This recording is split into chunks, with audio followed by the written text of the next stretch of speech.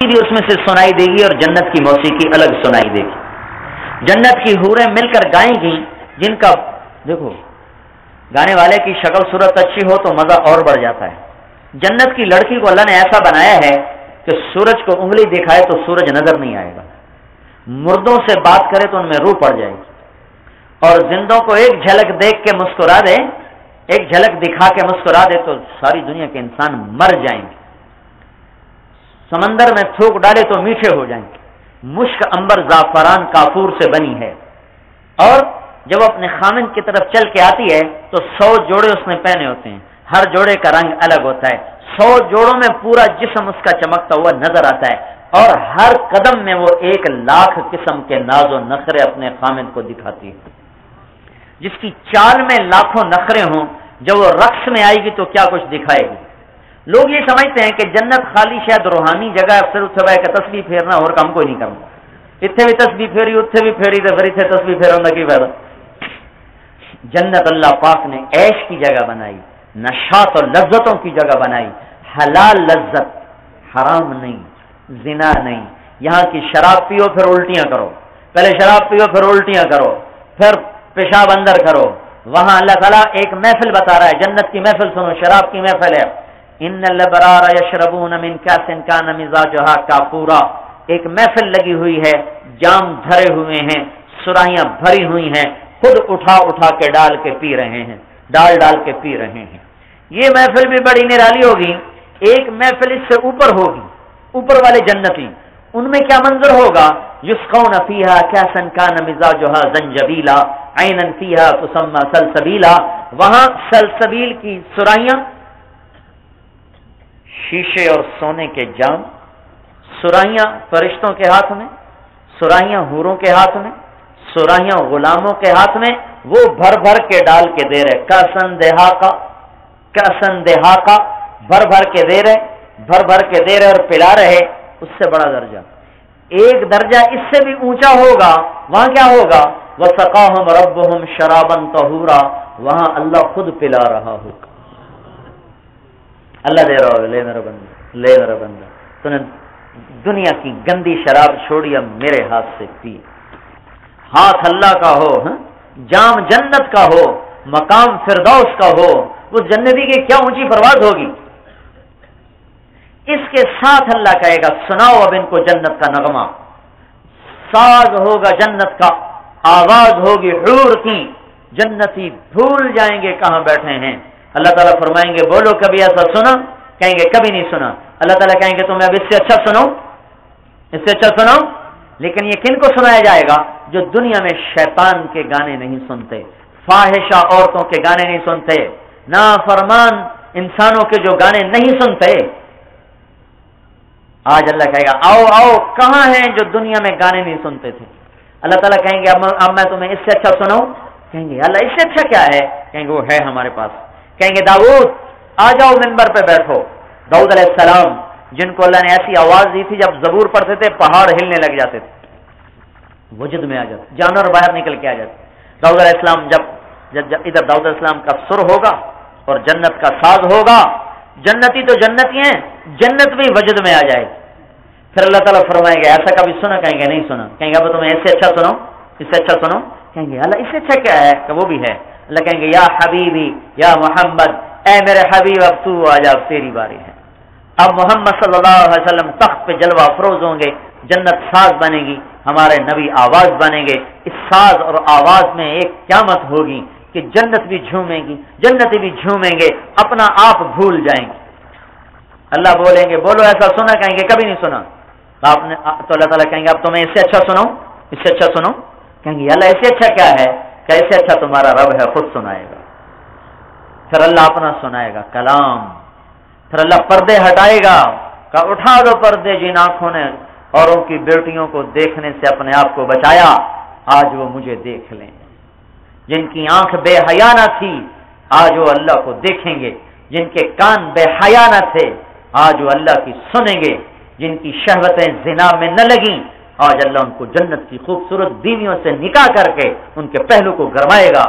لو، اور جنت اور دنیا کی ایمان والی عورتیں ان جنت کی حوروں سے بھی 70,000 گنا زیادہ خوبصورت ہو جائیں گے۔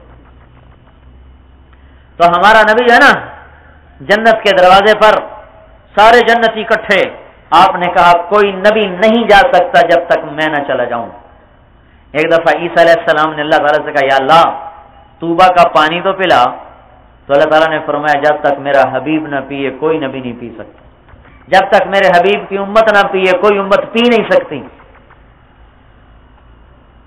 تو جب پاک ہو جائیں گے تو اب سارے کہیں گے جنت میں کیسے جائیں؟ تو کہیں گے چلو بابا سے بات کریں۔ سارے آئیں گے بابا جی کے پاس، بابا اعظم علیہ السلام، بابا جی دروازہ کھلواؤ، دیر ہو رہی۔ کہیں گے پترو میں نکلوایا، میں کہ میں کھلواؤں، جاؤ کسی اور سے بات کرو۔ نوح علیہ السلام، ابراہیم علیہ السلام، موسیٰ علیہ السلام، فلاں فلاں فلاں فلاں، یہاں تک کہ عیسیٰ علیہ السلام کے پاس آئیں گے، دروازہ کھلوائیں۔ وہ فرمائیں گے میں نہیں کھلوا سکتا، البتہ میں تمہیں پتہ بتا سکتا ہوں، اور کوئی نبی تو پتہ نہیں بتائے گا۔ عیسیٰ علیہ السلام کہیں گے میں پتہ بتا سکتا ہوں، وہ کہیں گے آپ بتائیں، کہیں گے جاؤ آخری نبی کے پاس جاؤ، وہ کھلوائے گا، آج اس کے بغیر کوئی نہیں کھلوا سکتا۔ تو سارے جنتی ہمارے نبی کے پاس آئیں گے، یا رسول اللہ، یا نبی اللہ، یا حبیب اللہ، دروازہ کھلوانا چاہیے۔ آپ کا حاضر میں ہی کھلواؤں گا۔ پھر آپ اللہ کی تعریف کریں گے سجدے میں گر کر، اللہ کہیں گے سر اٹھا، بول بول سنا جائے گا، مانگ ملے گا۔ وہ کہیں گے یا اللہ در کھول، اللہ کہیں گے تو پہل کر، افتتاح کر۔ ادھر نہیں افتتاح ہوتے، فیتے لگے ہوتے ہیں، جیسا کچا سیمنٹ ویسا ہی کچا وزیر، نہ وزیر کا پتہ کب چلا جائے، نہ دکان پتہ کب گر جائے، نہیں۔ تو آج جنت اللہ کا مہمان خانہ ہے، اس کا افتتاح بڑی ہستی سے ہو رہا ہے۔ تو جنت کی ایک سواری آئے گی، اونٹنی، اس پر آپ سوار ہوں گے، وہ کھڑی ہوگی، اس کی رسی نیچے گرے گی تو سب نظریں اٹھائیں گے، دیکھو بھئی یہ رسی کس کو ملے، کس کو ملے، کس کو ملے۔ تو یہاں اگر نسب کو دیکھا جائے تو حسن حسین کو ملنی چاہیے، یا اس کے بعد علی کو ملنی چاہیے، اور اگر صحابیت کو دیکھا جائے تو ابو بکر کو ملنی چاہیے، جو سب سے زیادہ فدا ہونے والے۔ پر اللہ کا فیصلہ بھی عجیب، اعلان ہوگا بلال کو یہ رسی پکڑائی جائے۔ بلال سب سے زیادہ جو اللہ پہ قربان ہوا، احد، جو جتنا مارتے وہ کہتے ہیں احد، وہ جتنا مارتے وہ کہتے ہیں احد، وہ پتھر مار مار مار کے لہو لہان کر دیتے، وہ کہتے ہیں احد احد احد، جتنا مارو گے اتنا توحید میرے اندر اور اترے گی، کر لو جو کرنا ہے۔ اس زبان سے احد کے سوا کچھ نہ نکلے گا۔ آج اس کا بدلہ لے لے۔ بلال پکڑے بھائی، آپ نے کہا بلال میرے سواری کی رسی پکڑے گا، میرے ساتھ ساتھ جنت میں داخل ہوگا، اور سب سے پہلے میری امت کے غریب لوگ میرے ساتھ داخل ہوں گے۔ اس طرح اللہ نے اس نبی کو دنیا اور آخرت میں ایک عالمی مقام عطا فرمایا۔ تو آپ نے فرمایا میں آخری ہوں، میرا پیغام دنیا کے آخری انسان تک پہنچانا تمہارے ذمے ہے۔ تو میرے بھائیوں 2-2.5 گھنٹے ہو گئے، بلکہ 2 گھنٹے سے اوپر ہو گئے۔ ساری بات کا خلاصہ 2 باتیں، ہر مسلمان اللہ اس کے رسول کی غلامی میں آئے۔ یہ کوئی تبلیغی جماعت کے ذمہ ہے، یہ تو ہر مسلمان پہ فرض ہے۔ ہر مسلمان حضرت محمد صلی اللہ علیہ وسلم کی ختم نبوت کی وجہ سے کہ آپ آخری نبی ہیں، آپ کے بعد کوئی نبی نہیں، آپ کا پیغام اوروں کو پہنچائے، سنائے، سمجھائے، یہ ہمارے ذمہ ہے۔ ہم نے ساری دنیا کے یہود کو، مشرکین کو، عیسائیوں کو، ہندوؤں کو، بدھوں کو، سب کو جا کے بتانا ہے کہ دنیا اور آخرت کی نجات کا راستہ صرف لا الہ الا اللہ محمد رسول اللہ۔ لیکن ہمارے راستے میں سب سے بڑی رکاوٹ ہمارے اپنے ہیں کہ ہمارے اپنوں کو دین نہیں آتا، ہمارے اپنے اسلام سے غافل۔ اس لیے پہلی محنت اپنوں پر ہے کہ یہ اسلام میں آ جائیں۔ لوگ کہتے ہیں نا جاؤ کافروں کو تبلیغ کرو، مسلمانوں کو تبلیغ کرتے ہیں۔ ان کو بتانے کے لیے کہہ رہا ہوں 4000 نبی نافرمان مسلمانوں کو پکا مسلمان بنانے کے لیے آئے۔ 4000 نبی نافرمان مسلمان پکے مسلمان بن جائیں، اس کے لیے 4000 نبی آئے۔ تو ہم بھائیو آخری نبی کی آخری امت ہیں، ہم نے ایک ایک مسلمان پہ محنت کرنی ہے اور ایک ایک کو اللہ کے حکموں پہ لانا ہے۔ انشاءاللہ جب یہ محنت ہوگی تو اللہ ہمیں بھی دین عطا فرمائے گا اور ساری دنیا کے انسانوں میں بھی اپنے پیغام کو زندہ فرمائے گا۔ میں 1971 میں تبلیغ میں لگا تھا. کالج پڑھتے پڑھتے مجھے میرا دوست 3 دن کے لیے لے گیا. جب میں رائے گنج پہنچا 4 مہینے لگانے تو اس وقت ٹوٹل 100-125 آدمی تھے. اور تبلیغ میں جانا ایک گالی تھا، گالی. اور جب میں رائے گنج میں داخل ہوا تو ہم 40 لڑکے تھے مدرسے میں پڑھنے والے. اس وقت 40 ملکوں کے لڑکے وہاں پڑھ رہے ہیں. 40 ملکوں کے لڑکے، ساری دنیا کے انسانوں کی خیر خواہی چاہ کر محنت کرنا. تبلیغ کوئی رد عمل نہیں ہے، رد عمل ری ایکشن کا کام نہیں. تبلیغ رد عمل نہیں. جیسے سیاست میں رد عمل ہے، پیپل پارٹی کا مقابلہ مسلم لیگ، مسلم لیگ کا مابق کاف لیگ، نون لیگ، متحدہ محاذ، یہ رد عمل کی جماعتیں ہیں، رد عمل. تبلیغ رد عمل نہیں ہے. کسی چیز سے متاثر ہو کر یہ کام نہیں شروع ہوا. اس کی بنیاد آخرت ہے کہ ہر انسان جہنم سے بچ کر جنت میں جانے والا بنے. اس لیے بھائی محنت کرو، آواز لگاؤ. اب جنت میں تو سب کو لے جانا ہے، پیپل پارٹی والوں کو بھی لے جانا ہے، مسلم لیگ کو بھی لے جانا ہے، قانون کو بھی لے جانا ہے، متحدہ محاذ کو بھی لے جانا ہے، اور جو جتنے بھی ہیں ریڈی والے کو بھی لے جانا ہے، بوٹ پالش کرنے والے کو بھی لے جانا ہے، بادشاہ کو بھی جنت میں لے جانا ہے. لہذا ہم کہتے ہیں بھائی خیر خواہی کے ساتھ ہر ایک کو بات سمجھاؤ. پھر جب میں نے مدرسے میں جانے کا ارادہ کیا، میرے ماں باپ نے کہا یہ نہیں ہو سکتا، زمیندار کا بیٹا مولوی نہیں بن سکتا.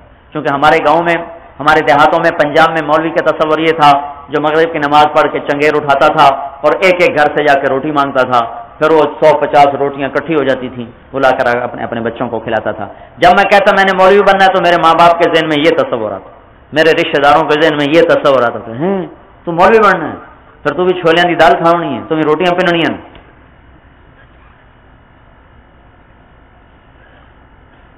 اللہ تعالیٰ نے دل میں ڈال دیا. میں نے کہا نہیں بس اب میں نے کچھ نہیں کرنا، میں نے صرف علم پڑھنا ہے. تو یہ رسہ کشی ہوتی رہی. 23 نومبر 1972 کو میں ناشتہ کر رہا تھا، میرے والد صاحب فرمانے لگے اگر تو نے مولوی بننا ہے میرے گھر سے نکل جاؤ. ہم نے تجھ پر لاکھوں روپے خرچ کیے اس لیے کہ ہم تجھے مولوی بنائیں. اگر تو نے مولوی بنا میرے گھر سے نکل جاؤ. میں نے کہا جی بہت اچھا. تو میں نے وہاں سے بستر اٹھایا.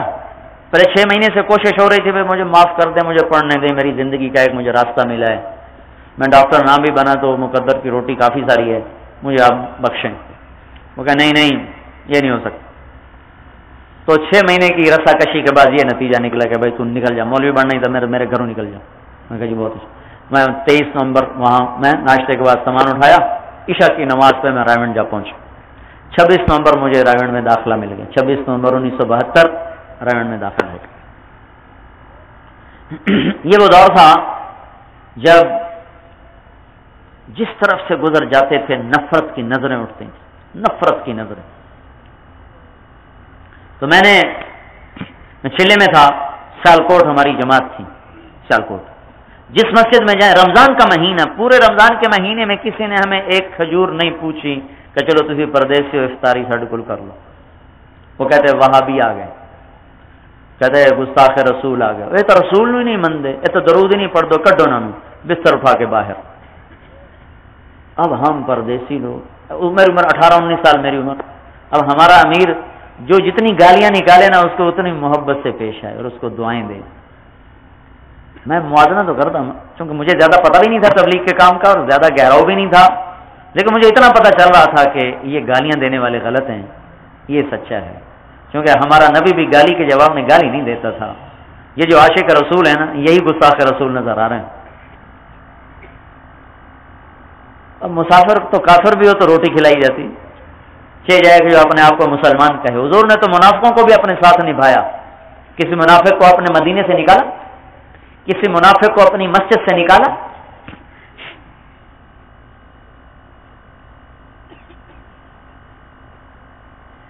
منافقوں سے نبھائی آپ نے. عبداللہ بن ابی کا جنازہ پڑھایا آپ نے. حضرت عمر نے روکا، یا رسول اللہ منافق ہے کیا کر رہے ہیں؟ آپ نے کہا چھوڑو، مجھے اللہ نے روکا نہیں، میں پڑھاتا ہوں شاید بخشش ہو جائے. ابھی تک حکم نہیں آیا تھا کہ ان کا جنازہ نہ پڑھو، آپ نے پڑھا دیا. اس کے بعد حکم آیا آئندہ نہ پڑھنا. اس کے باوجود آپ اس کی قبر میں گئے، اس کو اتار چکے تھے، اس کو قبر سے باہر نکالا، اس کے منہ میں اپنا لعاب مبارک ڈالا کہ شاید بخشش ہو جائے. جو قوم آپ کی نبوت اور آپ کے دلائل سے مسلمان نہیں ہوئی تھی، اتنی بڑی اخلاق کی چوٹیوں کو دیکھ کر 1000 منافق اسی وقت مسلمان ہوئے. آپ نے تو منافقوں کو کوئی مسجد سے نہ نکالا. ہم تو اللہ کے فضل سے مسلمان جو کہتے ہیں مسجد دو کٹو مسجد پلیت ہو گئی. اور مسجد تو کافر کے آنے سے بھی پلیت نہیں ہوتی. تو یہ دور میں نے دیکھا ہے، خود اب میرے اوپر بیتی، بستر اٹھا کے وہ مارے، ساتھ ماؤں بہنوں کی بڑی بڑی گالیاں دیتے. ادھر کہتے ہیں ہم عاشق رسول ہیں تو ہم گستاخ رسول ہیں. ہم نبی کے ماننے والے ہیں، تم نبی کے ماننے والے کوئی نہیں ہو. جن کو کہہ رہے ہیں نبی کے ماننے والے نہیں ہیں، انہوں نے گھر بھی چھوڑا ہوا ہے، بستر بھی اٹھا ہوا ہے، پیسہ بھی پلے سے لیا ہوا ہے، اور گالیاں دینے والوں کو دعا بھی دے رہے ہیں، محنت بھی کر رہے ہیں، ان کی ہدایت کی فکر بھی کر رہے ہیں.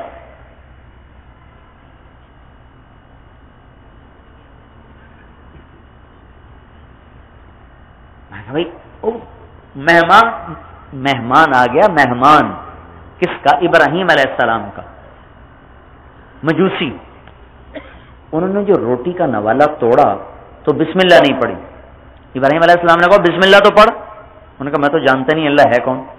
تو انہوں نے آگے سے روٹی اٹھا لی. اٹھ جا، میں کافر کو روٹی نہیں کھلاتا. وہ چند قدم چلا کہ جبریل آ گئے کہ یا خلیل اللہ تعالیٰ فرما رہے ہیں منکر تو میرا تھا، میں نے تو 70 سال سے روٹی بند نہیں کی، تجھے کس نے کہا تھا اس کے سامنے سے روٹی اٹھا لینے؟ واپس بلاؤ اسے روٹی کھلاؤ. یہ میں جانوں اور وہ جانے، تو روٹی کھلا. ابراہیم علیہ السلام پیچھے پیچھے بھاگے گئے. آ جا بھائی. کیوں؟ کہ میرے رب نے تیری سفارش کی. کہنے لگا اچھا تیرا رب اتنا مہربان ہے، میں مانتا نہیں پھر بھی میری سفارش کرتا ہے. مسلمان بھی ہو گیا. بھائی ہم تو اللہ کے فضل سے مسلمان تھے، ہمیں اٹھا کے پھینک رہے. وہاں بھی آ گئے، کافر آ گئے، گستاخ آ گئے. کیا ایک دن میں نے تنگ آ کر اپنے امیر سے کہا، سینہ تنگ پڑ رہا، اوائل عمری، میں نے کہا کوئی دن آئے گا لوگ ہماری بات سنیں گے. واللہ مجھے آج تک وہ شام نہیں بھولتی. جب میں غصے میں جل رہا تھا اور میں نے اپنے امیر کے کانے سے، امیر صاحب کوئی دن آئے گا لوگ ہماری بات سنیں گے؟ مجھ سے کہنے لگے بیٹا چپ کر کے لگے رہو، غریبوں میں پھرتے رہو، ایک دن آئے گا بادشاہ بھی سنے گا. اس بات کو 22 برس گزر گئے. یہ 72 کی بات. 1994 آ گیا، بات بھول بھلیاں ہو گئی. 22 سال کوئی تھوڑا عرصہ نہیں ہوتا. یہ جماعت جو ہماری آپ کے شہر میں آئی ہوئی ہے، ہم سارے بنیادی طور پر ذمہ دار گھرانوں سے تعلق رکھتے ہیں. ہم ہر مہینے 15 دن تبلیغ میں لگاتے ہیں، 15 دن گھر جاتے ہیں. آدھا کیا ہوا ہے، آدھا آخرت کے لیے، آدھا اپنی گھر کے لیے، بچوں کے لیے، اپنی معیشت کے لیے. پچھلے 15 سال سے ہر مہینے 15 دن. عام لوگوں سے ہم کہتے بھائی 3 دن لگاؤ، ہر مہینے 3 دن سال میں چل رہا. ہمیں اللہ نے اپنی فضل سے توفیق دی. میں صرف تھوڑی سی کہانی سنا رہا ہوں، کوئی اپنی بڑائی کے لیے نہیں، تھوڑے سے حالات سامنے لانے کے لیے کہ اس کام کے ذریعے سے اللہ کیا کیا نقشے بنا رہا ہے. آپ کو خالی نظر آ رہا ہے بستر لے کے آ جان دن، 2 دن رہ کے چلے جان دن، ہوتا تو کچھ ہے کوئی نہیں. تو ہم پچھلے 15 برس سے ہر مہینے 15 دن لگا رہے ہیں. 3 تاریخ کو رائمنڈ آتے ہیں، 18 کو گھر جاتے ہیں. 10 دن جماعت میں پھرتے ہیں، 16 کو رائمنڈ جاتے ہیں، 17 کو حالات سنا کر 18 کو گھر چلے جاتے ہیں. تو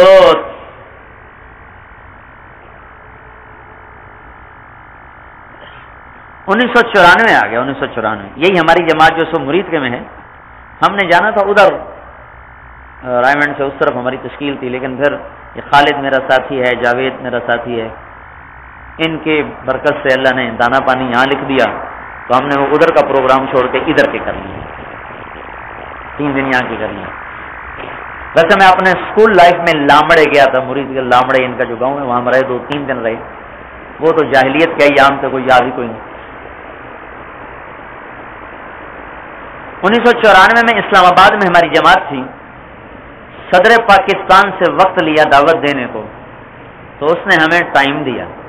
4 آدمیوں کی جماعت بنی صدر پاکستان کو دعوت دینے کے لیے. ایک جنرل امیر حمزہ مرحوم، ایک راجہ امیر سلطان مرحوم، ایک جنرل محمد اسلم اور ایک طارق جمیل. ان 4 آدمیوں کی جماعت بنی صدر پاکستان کو دعوت دینے کے لیے. اور اس میں بات کون کرے گا؟ ان کا بھی طارق جمیل بات کرے. جب ہم ادھر چلے ایوان صدر جب چلے تو ماضی کے دریچے کھلنے لگے اور میں 22 سال پیچھے لوٹ گیا اور ایک دم میں نے چشم تصور میں دیکھا کہ سیالکوٹ کی ایک ٹھنڈی اداس شام ہے اور میرے اوپر بے بسی طاری ہے اور لوگوں کی گالیاں سن سن کے کان پک چکے ہیں اور میں اپنے امیر سے کہہ رہا ہوں کوئی دن آئے گا لوگ ہماری بات سنیں، اور میرا امیر مجھے کہہ رہا ہے بیٹا غریبوں میں پھرتے رہو، ایک دن آئے گا بادشاہ بھی سنے۔ 22 سال کی فاصلے ایسے سمٹ گئے ساری قدرت نے کھینچ کر 22 سال کی دوریوں کو میرے قریب کر دیا، آنکھوں کے سامنے کر دیا۔ میں شکر کے آنسو رویا، میں نے اپنے پھر ساتھیوں کو ساری کہانی سنائی۔ اللہ کی قسم مجھے نہیں پتا تھا کہ عین میرے ساتھ ہی یہ ہو جائے گا کہ میں ہی بادشاہ کو جا کے دعوت دوں، مجھے خواب بھی نہیں ہے۔ میں تو اس وقت ذلتیں خرید کر چکا تھا، ماں باپ نے کہا تو ذلیل ہوگا، رشتہ داروں نے کہا تو ذلیل ہوگا، دوستوں نے کہا تو ذلیل ہوگا، جس نے سنا اس نے کہا تو ذلیل ہوگا۔ ایک کم کی تک مولوی بن ڈاکٹری چھوڑ دی تو نے، ڈاکٹری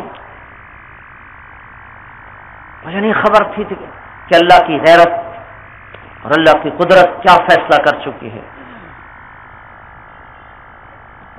تو اس نے ہمیں 15 منٹ دیے تھے ملاقات کو، اس نے ہمیں آدھا گھنٹہ دیا۔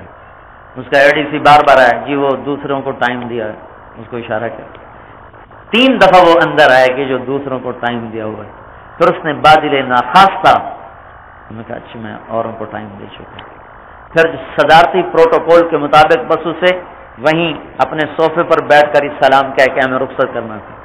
انہیں سارے پروٹوکول چھوڑے اور باہر دروازے تک ہمیں چھوڑنے کے لیے۔ پھر ہر صدر کو اللہ نے ہر صدر تک آواز پہنچائی، ہر وزیر تک آواز پہنچائی، ہر گورنر تک آواز پہنچائی، چپڑاسی سے لے کر بادشاہ تک کو اللہ تعالیٰ نے یہ آواز پہنچائی اور یہ دعوت کی آواز چلی۔ عرب کے شہزادوں کے محلوں میں جا کر، قطر کے امیر کے محل میں جا کر، کیوں کہ ہم حکومت نہیں چاہتے، ہم حکمرانوں سے حکومت نہیں چاہتے، ہم اللہ کی قسم چاہتے ہیں کہ یہ بھی جنت میں چلے جائیں، ہم ان کی خیر خواہی چاہتے ہیں۔ اور جب کوئی خیر خواہ بن کے آ جائے نا تو آدمی ضرور سنتا ہے۔ فاروق خان صدر تھے، ان کے جو ملٹری سیکرٹری تھا اس سے ہم نے وقت مانگا، اس نے وقت نہیں دیا۔ میں کہا یہ مولوی آتے ہیں اور ایسے وقت ضائع کرتے ہیں، کوئی وقت نہیں۔ ہمارے ساتھ لغاری فیملی کے ان کے قریبی رشتہ دار تھے کرنل رفیق صاحب، میر خان تو اب بھی ہمارے ساتھ۔ تو کرنل رفیق صاحب نے اوپر سے فون اس کو براہ راست فون کر کے ٹائم لے لیا، فاروق صاحب اب ہم تو سے ملنا چاہوں گا جی آ جاؤ۔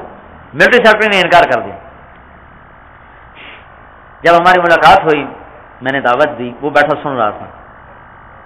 تو جب ہم چلے گئے تو اس نے کرنل رفیق سے کہا کہ میں آپ کو ٹائم نہیں دے رہا تھا اس لیے کہ میں کہہ رہا تھا یہ آئیں گے، کوئی مطالبے رکھیں گے، کوئی جھاڑیں پلائیں گے، کوئی تان و تشنی کر کے چلے جائیں گے، لیکن جو بات وہ مولوی صاحب کہہ گئے ہیں وہ بات ہم سب کی ضرورت ہے، ان کو تو دوبارہ بھی آنا چاہیے، بار بار آنا چاہیے۔ ہم نے کوئی تقریر کی، میں نے کہا بھائی دیکھو تم بھی توبہ کرو، ہم سے بھی توبہ کرواؤ، تیری کامیابی بھی اللہ اس کے رسول کے حکموں میں ہے، ہماری کامیابی بھی اللہ اس کے رسول کے حکموں میں ہے، ہماری سطح ہماری ذات کی حد تک ہے، تمہاری سطح تمہاری ذات کی حد تک ہے، ہم سے ایک شخص کی پوچھ ہے، تم سے سارے ملک کی پوچھ ہے، میں بگڑوں گا تو میں اکیلا پکڑا جاؤں گا، اور یہ ملک بگڑے گا تو آپ ان سب کے بدلے میں اکیلے پکڑے جائیں گے، تو آپ خود بھی توبہ کریں، لوگوں سے بھی توبہ کروائیں۔ تو اس طرح میرے بھائی اس تبلیغ کے کام نے مثبت طریقے سے محبت کے ساتھ اختلافی باتوں سے بچتے ہوئے محبت سے کرتے کرتے کرتے آج 6 بر اعظم میں یہ محنت ہے۔ لاکھوں انسان کلمہ پڑھ چکے ہیں، لاکھوں انسان، ہزاروں نہیں لاکھوں انسان کلمہ پڑھ چکے ہیں۔ 6 بر اعظم میں اللہ کے فضل و کرم سے اللہ مجھے خود بھی لے کر گیا، ہر جگہ ہم نے دیکھا، جہاں گئے لوگ جوک در جوک کھینچے چلے گئے۔ کینیڈا سے گزر رہے تھے، نیاگرا فال قریب تھی، ہم نے کہا چلو دیکھتے ہی چلیں اللہ کی قدرت. دوسرا نماز کا وقت ہو رہا تھا، ہم نے کہا وہیں نماز پڑھ لیں گے ظہر کی. تو ہم نے وہاں وہ دیکھی آبشار، آگے تھوڑا سا آگے چلے گئے، وہاں چشمے نکل رہے تھے، وہ اس میں سے نالیاں نکل رہی تھیں، چھوٹے چھوٹے دریا. وہاں ہم نے وضو کیا، اذان دی، نماز پڑھی. ایک امریکن بیٹھا تھا، وہ میں دیکھتا رہا. تو جب میں اس کو دیکھ رہا تھا، اس نے اذان بھی غور سے سنی، پھر نماز میں ہمیں وہ جب تک ہم نے شروع نہیں کیا ہمیں دیکھتا رہا. جب ہم فاروق ہوئے میں نے کہا یہ متاثر ہو چکا ہے، اس کو دعوت دی. تو ہمارے ایک ساتھی نے اس سے بات شروع کی، اس کو دعوت دی. وہ کہنے لگا مجھے آپ کا یہ عمل بڑا اچھا لگا ہے، بڑا اچھا لگا. تو ہم نے کہا تو تم مسلمان ہو جاؤ. ان کا میرا جی تو چاہ رہا ہے لیکن مکہ بڑی دور ہے، مکہ جانا پڑے گا. ہم نے کہا مکہ نہیں جانا پڑے گا، تیرا کام یہیں ہم کر دیتے. کہنے لگا کیسا؟ ان کا کلمہ پڑھو مسلمان ہو. تو ہم نے اس کو کلمہ پڑھایا، اللہ کے فضل و کرم سے مسلمان ہو. ڈینور میں ایک کلب تھا، ایک مسلمان کا پب، یہ اس کا شراب کا ڈانس کا. تو وہاں ایک ہم نے گشت کی جماعت بھیجی، مطلب میں نہیں تھا، کرنل امیر الدین. وہاں تو بھیجا بوڑھے بوڑھے آدمی، دو بزرگ ہے، کیونکہ وہاں سب شراب اور قریانی کا ماحول تھا. تو کرنل امیر الدین صاحب سے ریٹائر وہاں رہتے ہیں اس میں ٹورانٹو میں. وہ جب گئے تو ایک لڑکی ناچ رہی تھی اسٹیج پر، ننگی ناچ رہی تھی، اور ایک لڑکا ساتھ ڈرم بجا رہا، اور اس میں لوگ بیٹھے ہوئے شراب پی رہے دیکھ رہے. تو انہوں نے جو وہاں مسلمان تھے ان کو یہ جو اندر ان کے اندر جاتے ایک سناٹا ساری ہوگا، سفید داڑھی پگڑی بڑے باروب آدمی. تو انہوں نے مسلمانوں کو اکٹھا کر کے بات شروع کی. وہ شراب میں دھت، انہیں سمجھ بھی کچھ نہیں آیا. وہ لڑکی نیچے آئی اور ٹیبل کلاتھ جو میزوں کے اوپر جو کپڑے رکھے تھے وہ کپڑے اس نے لپوٹ کے نا پیچھے آ کر ایسے کھڑی ہو کے سننے لگی. جب بات ختم ہوئی تو وہ پیچھے سے بولی ان کو نہیں سمجھ میں آئی، مجھے سمجھ میں آ گئی ہے، مجھے بتائیں مجھے کیا کرنا ہے. انہوں نے پیچھے دیکھا تو وہ لڑکی کھڑی. کہا بیٹی ہم اسلام کی دعوت دے رہے ہیں مسلمان ہونے کی. کہا مجھے کرو مسلمان. اس کو کلمہ پڑھایا. کہنے یہ لڑکا میرا خامد ہے، اس کو بھی مسلمان کرو. اس کو بھی کلمہ پڑھایا. 3 دن وہاں اس کو بلایا، وہ آتی جاتی رہی، سیکھتی رہی، سنتی رہی. پھر اس کو ٹیلی فون نمبر دیا. ان کا بیٹی جب تجھے کوئی مسئلہ پیش آئے تو ہم سے اس فون پہ رابطہ کر لیں. تو کوئی 2-2.5 مہینے کے بعد کہ 3 مہینے کے بعد اس لڑکی کا فون آیا ٹورانٹو، وہ ڈینور امریکہ میں، ٹورانٹو کینیڈا میں. میں نے کہا ہیلو کرنل، آپ مجھے پہچانتے ہیں؟ میں کہا ہاں بیٹی لگتا ہے وہ ڈانسر ڈینور والی. کہاں میں وہی ہوں. کیا ہوا؟ کہ ایک مسئلہ ہو گیا ہے. کہا کیا مسئلہ ہوا؟ کہا بہت بڑا مسئلہ ہو گیا ہے. کیا ہوا ہے؟ کہا آپ نے ہمیں ایمان کی دولت دی، اللہ نے ہمیں ایمان کی دولت دی، آپ کو ذریعہ بنایا. تو میں نے کلب چھوڑ دیا. اس وقت میں ایک رات کا $500 لیتی تھی، ایک رات کا. پھر میں گھر میں بیٹھ کے میں اپنے خامن سے کہا تو کمائی کر. تو وہ $40 ایک دن کا کماتا ہے. $500 سے ہماری کمائی $40 پہ آ گیا. تو میں اپنا گھر بھی چھوڑنا پڑا، وہ چھوڑ دیا. ایک 2 کمرے کا ہم نے ایک چھوٹا سا فلیٹ لیا ہوا ہے. گاڑی ہماری بک گئی ہے. آپ نے ہمیں کہا تھا شام کو میاں بیوی جا کے اپنے رشتہ داروں کو ایمان اسلام کی دعوت دیا کرو. ہم روزانہ شام کو نکلتے ہیں، اپنے رشتہ داروں کو جا کے دعوت دیتے ہیں. آج میں اور میرا میاں بس میں جا رہے تھے. میں نے ایسے بس کی جو سیٹ کے پیچھے جو وہ یہ جو بنی ہوتی ہے پیچھے وہ ٹریک لگانے کی، کہ میں نے اس کے اوپر ایسے ہاتھ رکھا ہوا تھا. تو بس کو لگی اچانک بریک.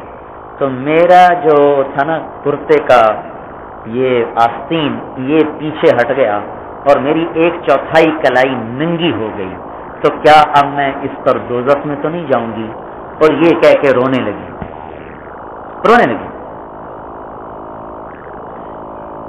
جو لڑکی چند دن پہلے ننگی ناچ رہی تھی، چند دن پہلے جو اسلام کی چادر میں آئی، ایسا حیا آیا کہ 1/4 کلائی ننگی ہونے پر کہتے میں دوزخ میں تو نہیں چلی جاؤں گی، رونے لگی.